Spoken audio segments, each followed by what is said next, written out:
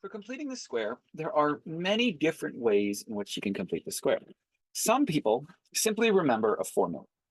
And the goal for completing the square is to get from this expression to this expression, where we have, instead of having a standard form quadratic, we have a vertex form quadratic. And some people will remember this by memorizing a formula. They know what this value is, they know what this value is, and they just complete the square that way. While this formula does the trick, many find this approach confusing. Now, they find other approaches much more intuitive. In fact, the following process, this process is the process that I use every day. I still use this process, okay? So let's go through what process here. And here, we're just going to put a quote around this square root c, because it's not technically square root c, but we'll discuss that later. What I do is I factor a out of the first two terms. Then I let root c equal this 2 over this b over 2. Then from there, I compute what c is. I add and subtract c inside the brackets. I expand out the minus c term. And then the brackets become a plus root c squared. And I simplify the outside. There are many different techniques to do this, but this is the technique I prefer. So let's practice computing the square to find complete the square for the following parabola.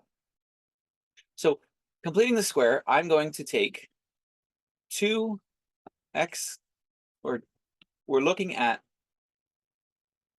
y equals 2x squared minus 6x plus 5. I am going to factor out 2 out of the first two terms only.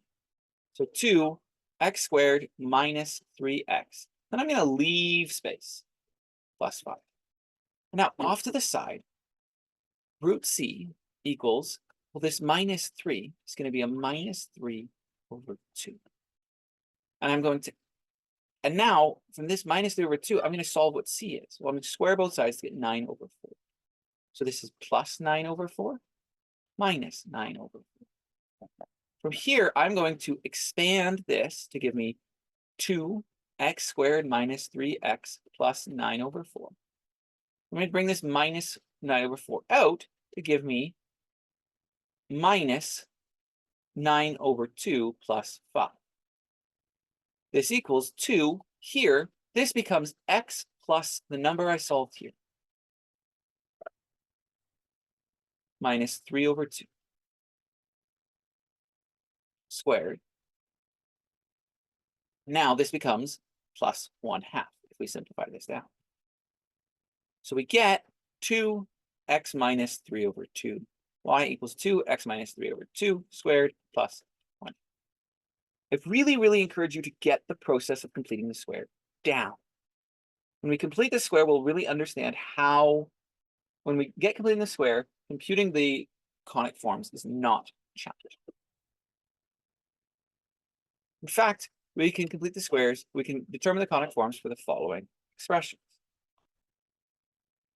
So the first thing that I'm going to do for this conic expressions is I'm going to determine which conic form it is, and then I'm going to compute it. So here we have 0 squared minus 4a, or b squared minus 4ac equals 0 squared minus 4, 1, 1 equals negative 4, which is less than 0.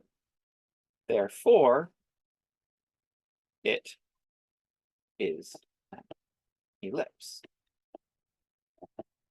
As x, or as a equals c, it is a circle. So now that it's a circle, let's go through and solve it. And to do this, we're going to group our x's, we're going to group our y's, and then we're going to complete the squares for both and bring our constants to the other side. So what does this look like? Well, it's x squared minus 12x plus y squared plus 8y plus 43 equals 0. So now I'm going to complete the squared for my x first. Well, let's pull out the constant. There is no constant. It's pulled out. So this gives me x1, x squared minus 12x. And my c is going to be root c equals minus 12 over 2, which equals minus 6. So C equals 36. So plus 36 minus 36 and bracket plus. And now my y is going to be 1y squared plus 8y. And now here, I'm going to do this calculation in green. My root c equals 8 over 2, which equals 4. So my c equals 16, because I'm going to square both sides. So plus 16 minus 16. I now expand that minus terms out to give me 1 x squared minus 12x plus 36. And the minus 36 times the minus 1 is minus 36. Plus 1 times y squared plus 8y plus 16 minus 16 plus 43 equals 0. Now I'm going to finish completing the squares and bring all the constants to the other side. So this becomes 1 minus 6, so x plus minus 6 squared, plus 1 y plus 4 squared equals minus 43 plus 36 plus 16.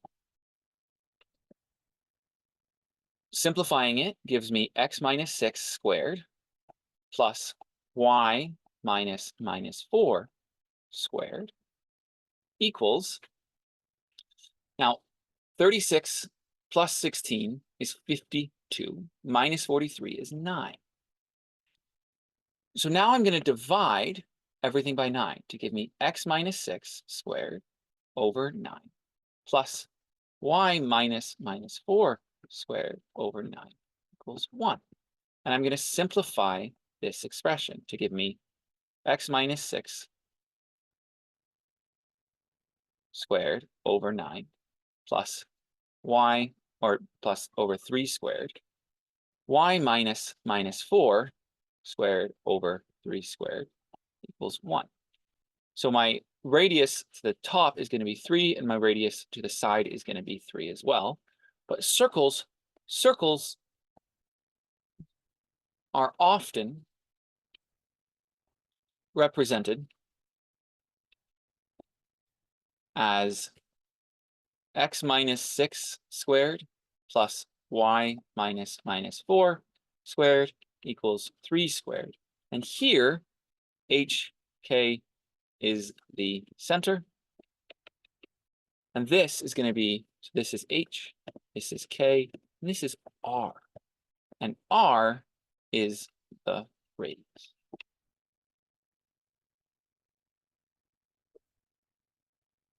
Let's turn this.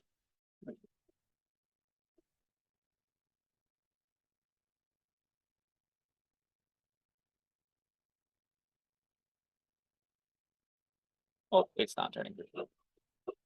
Lovely. Now, what about our next conic form? Our next conic form is going to be, well, b squared minus 4ac equals 0 squared minus 4 times 4 times minus 1 equals 16, which is greater than 0. Therefore, it is A. And if we look up, it's going to be a hyperbola. And all we know is that it's a hyperbola. We don't know vertical or horizontal. In order to determine horizontal versus vertical, we must complete the squares. Because we have to determine if our constant that we isolate for is going to be positive or negative. Now here, when we do this, we get 4x squared minus 8x minus y squared plus 8 equals 0. So here, what am I going to get? I'm going to get 4 bracket x squared minus 2x minus y squared plus 8. And here, y squared, we've already completed the square. So we just need to complete the square for our x squared. So here, root c equals minus 2, c equals 4, plus 4 minus 4. When we expand, we get 4x squared minus 2x, or, oh, I did something wrong. Root c equals minus 2 over 2, which equals minus 1. So c equals 1. So this is going to be plus 1 minus 1, equaling 0.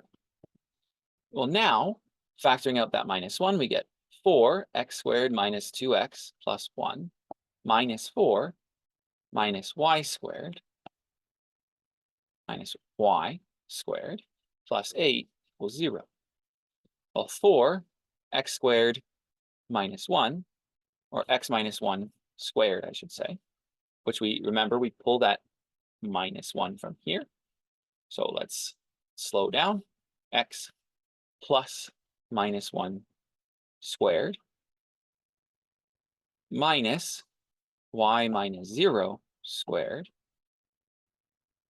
plus 4 equals 0, or 4x minus 1 squared minus y minus 0 squared equals minus 4. Now, dividing by the 4 gives us x minus 1 squared over 4 minus y minus 0 squared over, don't forget the 4 here, over 4 equals minus 1. So x minus 1 squared over 1 squared minus y minus 0 squared over 2 squared equals minus 1. This minus 1 tells me that I am, is it going to be horizontal or vertical? Take a check, guess for yourself. If we scroll up, we'll see that it's going to be a vertical hyperbola. So we know we have a vertical hyperbola with reference a equaling 1 and b equaling 2, and hk equaling 1, 0. So if I draw it, let me draw the shape. My reference point is 1, 0. My b is going to be 2. So if I create that reference box, the vertical distance is 1. Horizontal distance is 2.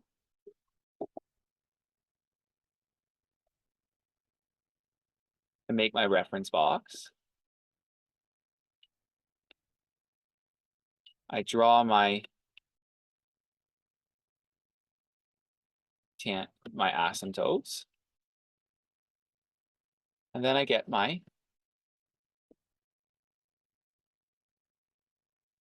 vertical hyperbolas. My vertical hyperbola.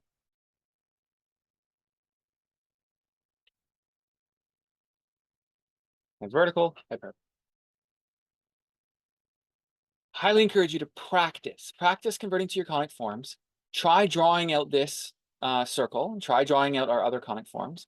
And I can almost guarantee that by the time you've finished practicing all this completing the square and all of the conic forms, you will have completing the square down. You'll also get a good understanding of the conic forms. The conic forms are important because the parabolas we use all the time, but our circles are used to define sine and cos, and our hyperbolas we're going to use to define two new functions. They're used to define our hyperbolic trig functions.